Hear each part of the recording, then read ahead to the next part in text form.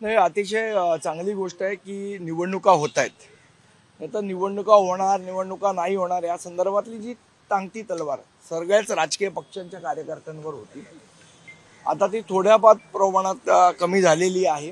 निश्चितपणे शेवट जो काय निर्णय कोर्ट देईल त्याच्या अधीन राहूनच या गोष्टी होणार आहेत. पण निदान निवडणुका जिथे 50% आरक्षण क्रॉस नाही केलंय त्यांच्यावर जी टांगती तलवार होती ती निदान दूर झाली. त्याबद्दल निश्चितपणे एक राजकीय कार्यकर्ता म्हणून आणि एक लोकशाही समर्थक म्हणून मला आनंद वाटतो की निवडणुका होणार आहेत.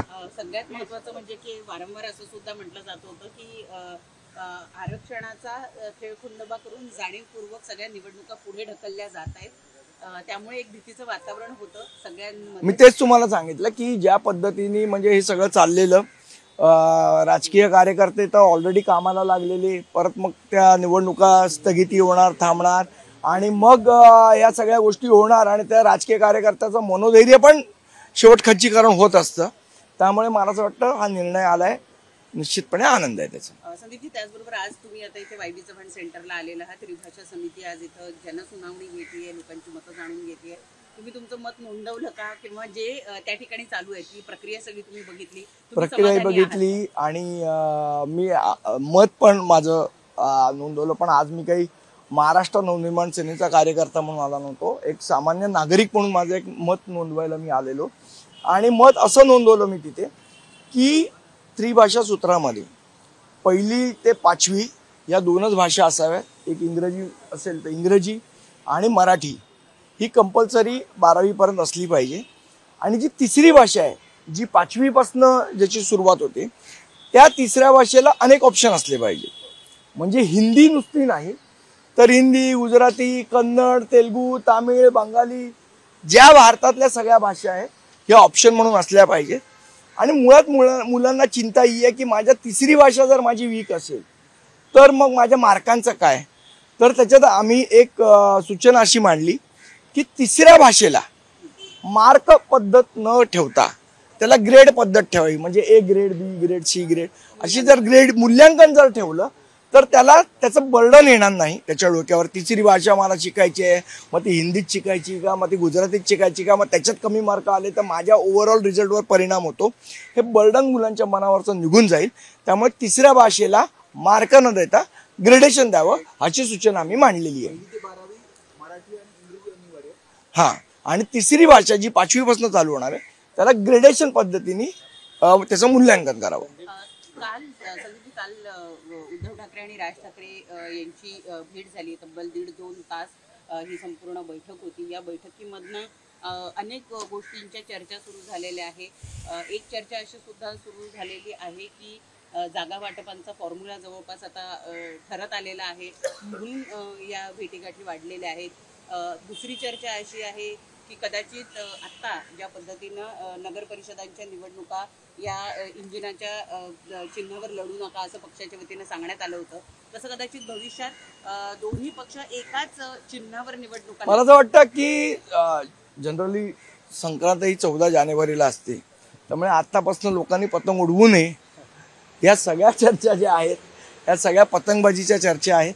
काय चर्चा झाली ती उद्धव साहेबांना माहिती आहे आणि राजसाहेबांना माहिती आहे, आपल्या कोणालाही माहिती नाही. पण मी एवढं निश्चितपणे सांगू शकतो की जी रोज बातम्या बघतोय, अजून संक्रांतीला वेळ आहे, इतक्यात पतंग उडवू नये. परंतु जागा वाटपाच्या संदर्भात तुमच्या दोन पक्षांमध्ये काही प्राथमिक स्वरूपाच्या चर्चा झाल्या आहेत की नाहीये, की अजूनही? मला असं वाटतं या गोष्टीचं उत्तर आत्ता या वेळेला कॅमेरासमोर देणं योग्य ठरणार नाही. योग्य वेळ आली की आम्ही तुम्हाला सगळी माहिती निश्चितपणे देऊ. निवडणुका सुरू आहेत, प्रचार सुरू आहे, मात्र भाजपचे आमदार उघडपणे धमक्या देत आहेत. जास्त कराल तर कापून टाकण्याचं भाजपचे आमदार बावनकुळेच्या समोरच विरोधकांना माज, दुसरं काही नाही. हा सत्तेचा असलेला माज आहे आणि तो माज भारतीय जनता पक्षाचा सगळ्यांना दिसतोय. संदीपजी, काही दिवसांपूर्वी सर्व महाविकास आघाडी आणि मनसे यांनी निवडणूक याद्यांचा मात्र मतदार याद्यांचा प्रश्न उपस्थित केलेला होता. त्यानंतर मतदार याद्यांमधले जादाचे मतदार जे आहे, दुबार मतदार आहे, आम्ही डिलीट केलं असं निवडणूक आयोगानं सांगितलं होतं. नवीन यादी प्रसिद्ध केली, 2 स्टार मारलेले सगळे दुबार मतदार आलेले आहेत. परंतु त्यात सुद्धा अनेक घोळ असल्याचं दिसून येत आहे. जी लोक दुबार नाही आहेत त्यांच्या नावाच्या समोर स्टार आहे, ज्यांच्या नावाच्या समोर स्टार आहे त्यांनी काय करायचं पुढे हे माहिती नाहीये. सगळी जी प्रक्रिया आहे ती राजकीय पक्ष आणि सर्वसामान्यांवर ढकलून निवडणूक आयोग गप्प बसलाय असं वाटायला लागलं. नाही, निवडणूक आयोगाचा आतापर्यंतच्या इतिहासातला सर्वात बोगस आणि ढिसाळ कारभार हा आपल्या समोर आलेला आहे.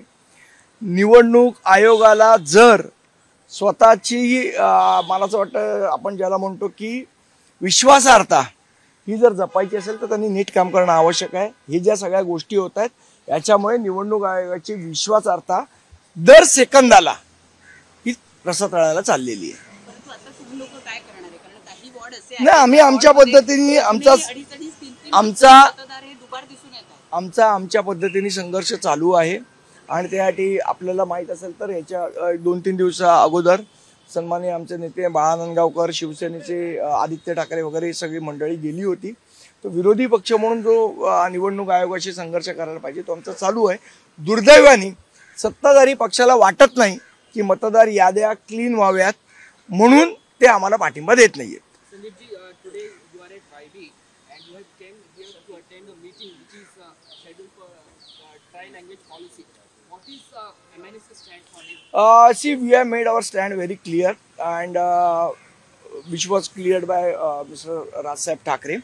So today I came as a common citizen and we have said and we have requested that Marathi and English, these 2 languages should be compulsory up to 12th standard.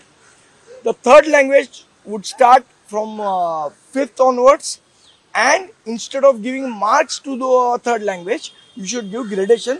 That was our suggestion in this particular meeting. Thank you. देश विदेशातील प्रत्येक घडामोडींचे live update मिळवण्यासाठी आता साम टीव्हीच्या सर्व social media प्लॅटफॉर्मला like, follow आणि सबस्क्राईब करा. तसंच सर्व नोटिफिकेशनसाठी बेल आयकॉन प्रेस करायला विसरू नका.